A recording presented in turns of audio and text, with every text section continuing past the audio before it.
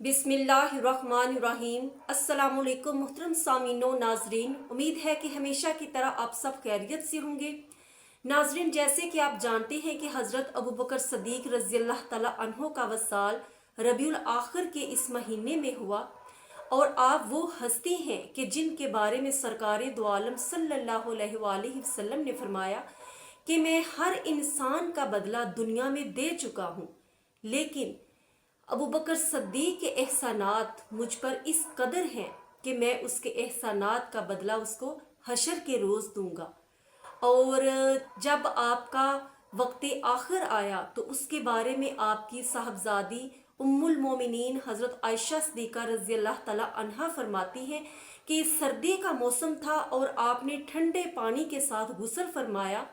तो आपको बुखार हो गया और 15 दिन आप शदीद बुखार में रहे। इस दौरान आप ये जान चुके थे कि मेरा वक्त आखिर जो है वो करीब है,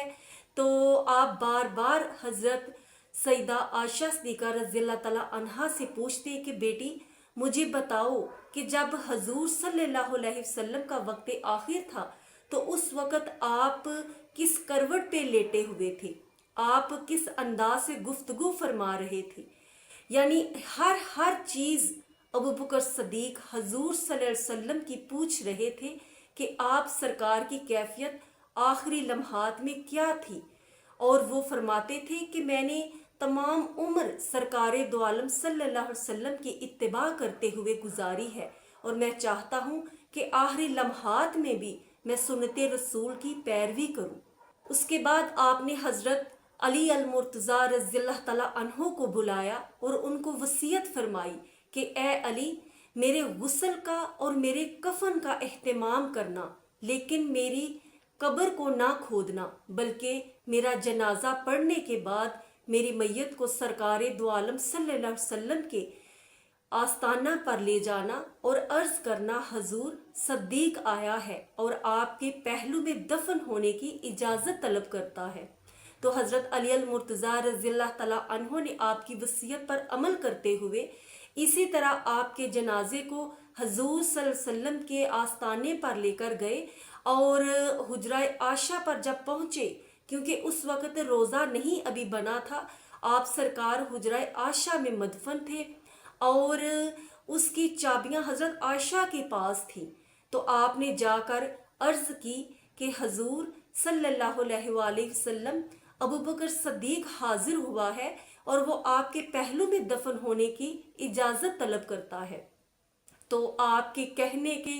देर थी कि उसी वक़्त ताला खुल गया और उसके बाद दरवाज़ा भी खुल गया और रोज़ा रसूल से आवाज़ आई कि महबूब को महबूब के पास ले आओ। तो हज़रत अबू बकर सदीक रज़ी अल्लाह तआला अन्हो को नबी पाक सल्लल्लाहु अलैहि वसल्लम के पहलू में दफन किया गया।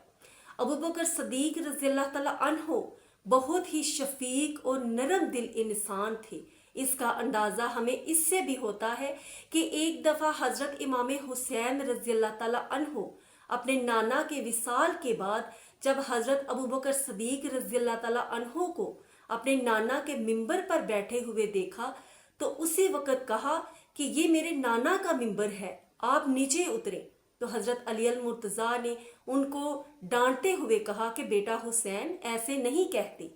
तो अबू बकर सदीक रज़ी अल्लाह तआला अन्हो ने शफ़क़त का मुज़ाहरा करते हुए उसी वक़्त मिंबरे रसूल से नीचे उतर आए और हुसैन से शफ़क़त और प्यार के आलम में कहने लगे कि बेटा हुसैन, अगर ये मिंबर तेरे नाना का है तो ये सद्दीक भी तेरे नाना का है, ये सद्दीक भी तेरे नाना का है। तो ये सुनकर हज़रत इमाम हुसैन मुस्कुराए और कहने लगे कि आप बैठ जाइए।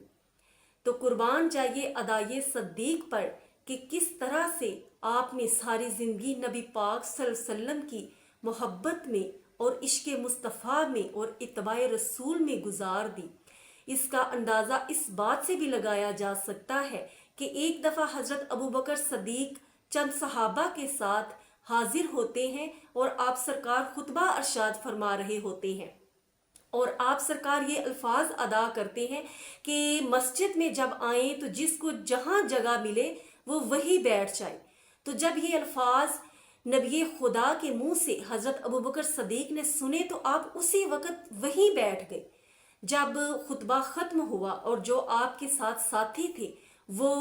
वापस गुजरने लगे तो उन्होंने देखा कि हजरत अबू बकर सदीक जूतों के ऊपर तशरीफ फरमा है और जूतों पर बैठे हुए हैं। उनको बहुत नागवार गुजरा और उन्होंने कहा, अबू बकर आप आगे तशरीफ ले आते। तो उन्होंने बड़ा खूबसूरत जवाब दिया कि सुनकर ईमान ताज़ा हो जाता है और मोहब्बत रसूल दिल में ठाठे मारते हुए सलाब की तरह उजागर हो जाती है। आपने फरमाया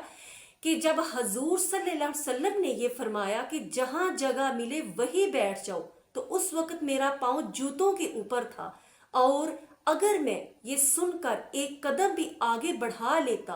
और मुझे मौत आ जाती तो मैं कल हजूर के नाफरमानों में लिखा जाता और मैं ये कभी भी गवारा नहीं करता। कुर्बान जाएं अदाए सद्दीक के। और जंगे तबूक के मौका पर जब सरकार ने फरमाया ना कि तमाम लोग तबूक की जंग के लिए माली अमदाद करें, तो हजरत उम्र फारूक का ये ख्याल था कि मेरे हालात चूंकि बहुत अच्छे हैं उम्र हजरत अबू बकर सद्दीक से, तो मैं इस दफ़ा उनसे सबकत ले जाऊंगा। तो उन्होंने अपने घर का आधा माल पेश किया और जब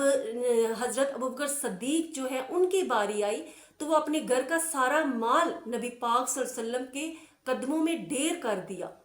तो नबी पाक सल्लल्लाहु अलैहि वसल्लम ने पहले तो किसी की तरफ इतनी तवज्जो ना फरमाई, लेकिन जब सदीक़े अकबर माल लेकर हाजिर हुए तो आपने उसका जायजा लिया और फिर फरमाया, ए अबू बकर सदीक, घर वालों के लिए क्या छोड़कर आए हो? तो आपने अर्ज की, हजूर उनके लिए खुदा और उसका रसूल काफी है।